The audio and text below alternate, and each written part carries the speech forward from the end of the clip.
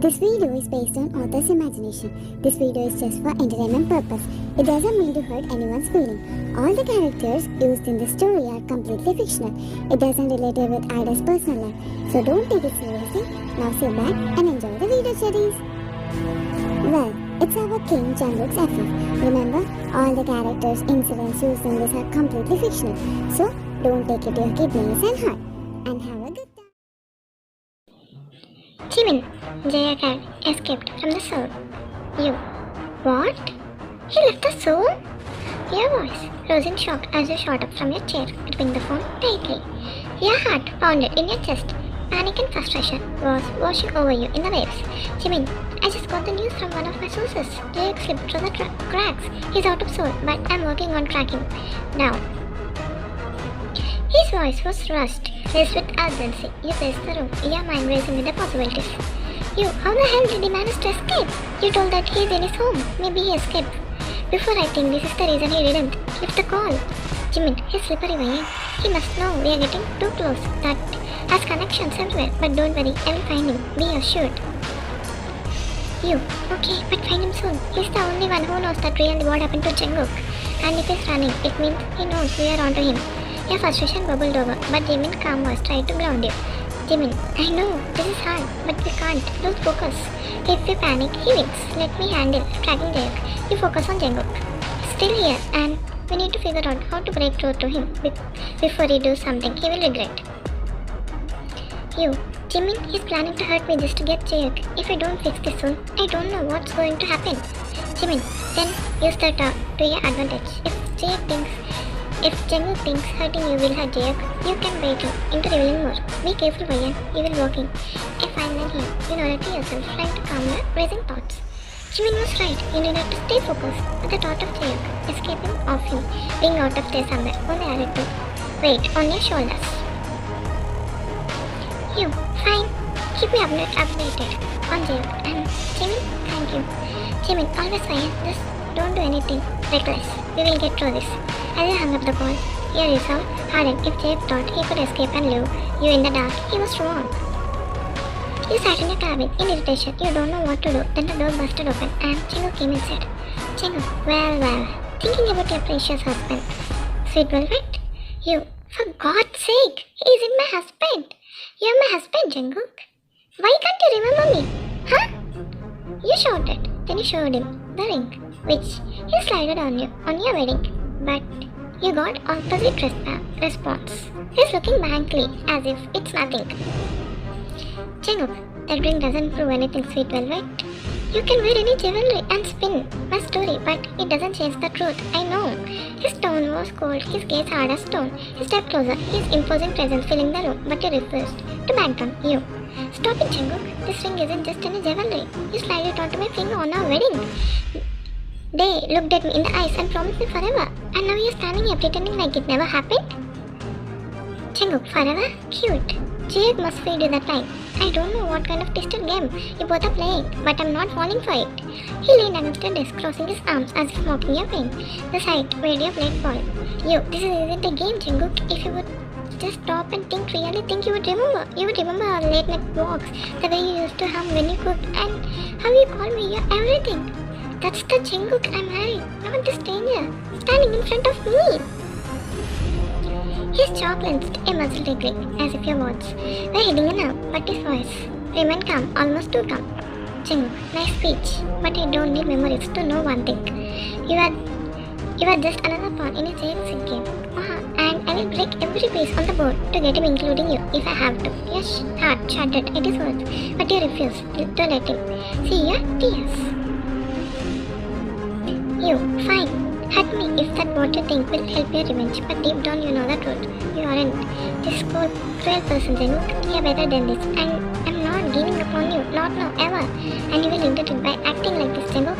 Jungkook, keep telling yourself that, sweet velvet. Let's see how far that gets you. With that he turned to walk out, but he grabbed his wrist, making him stop on his tracks.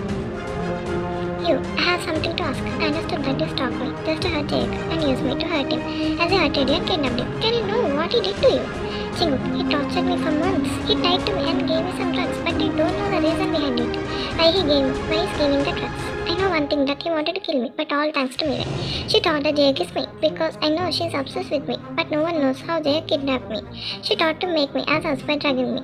Poor her, she fell into the trap as she drugged Jayuk and she slept with him, thinking him as me. His words left you stunned. That means Jungkook was trapped. But why? And Jungkook is of course innocent, as Mira looked with Jayuk. You, wait, you're telling me Jayuk drugged you, tortured you, and somehow managed to take over your identity. And Mira, she drugged you, not you. And why would you go to such lengths, Jungkook? Your voice was trembling, but you needed answers. You could see the tension in Jungkook's jaw as he leaned against the wall, his eyes darkening with the memories. Jungkook, what do you think, sweet one? You wanted everything. I had my power, my name, my life. I was the golden son, one dad trusted to take on. And Jayuk, he was always the shadow, the one who wasn't enough. So he decided to steal everything that mattered to me.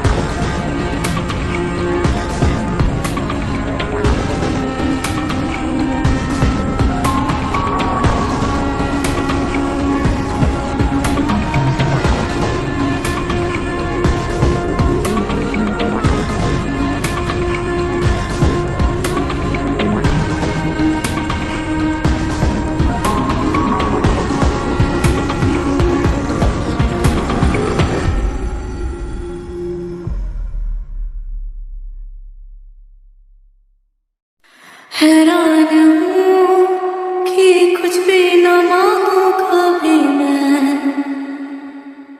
जो तुम मेरे हो। ऐसा हो क्यों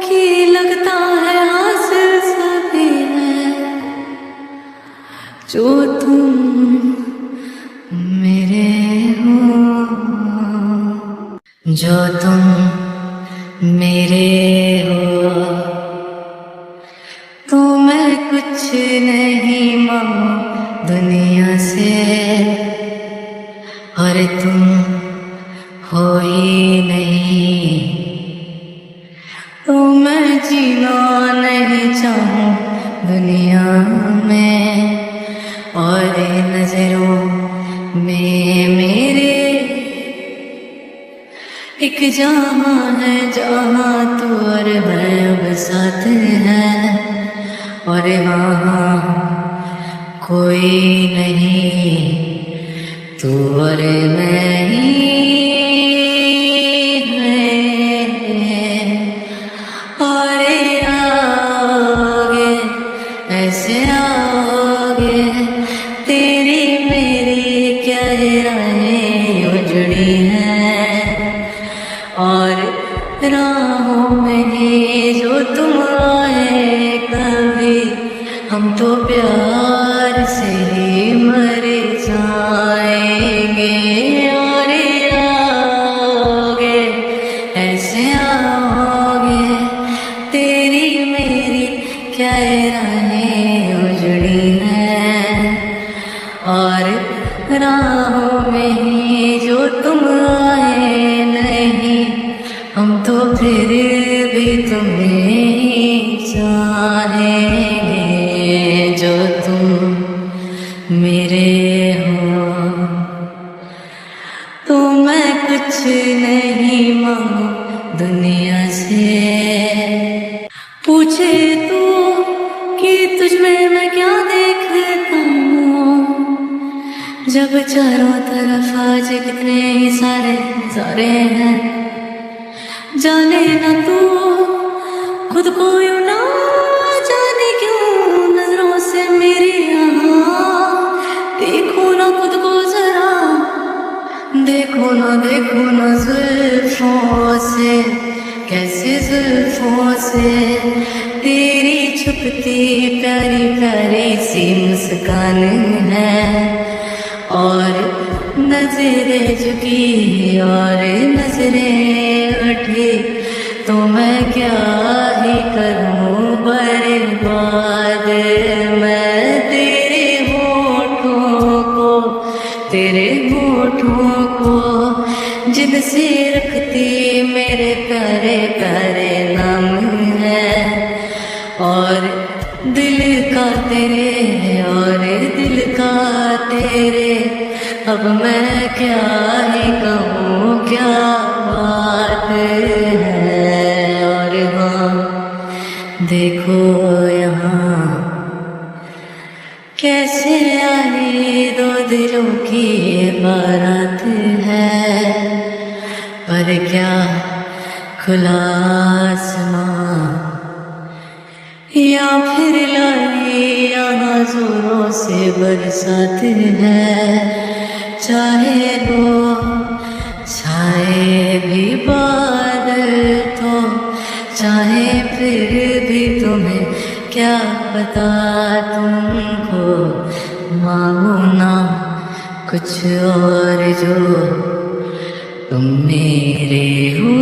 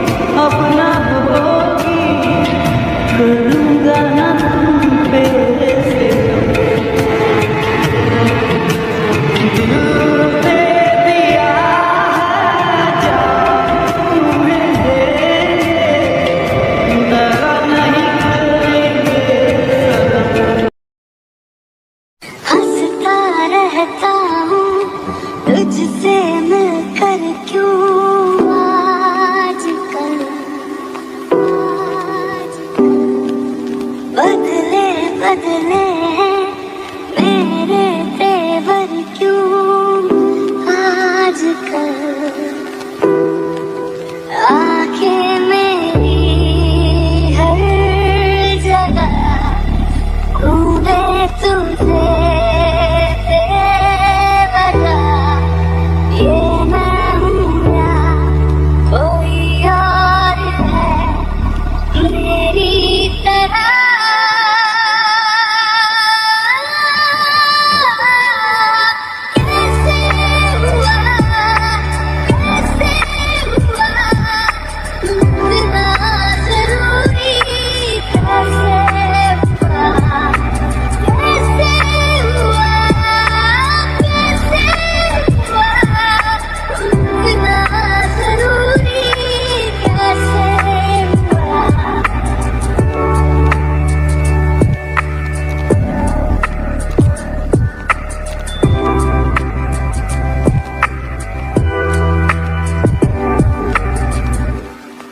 मैं बारिश की बोली समझता नहीं था, हवाओं से मैं यूं उलझता नहीं था। है सीने में दिल भी कहाँ थी मुझे ये खबर।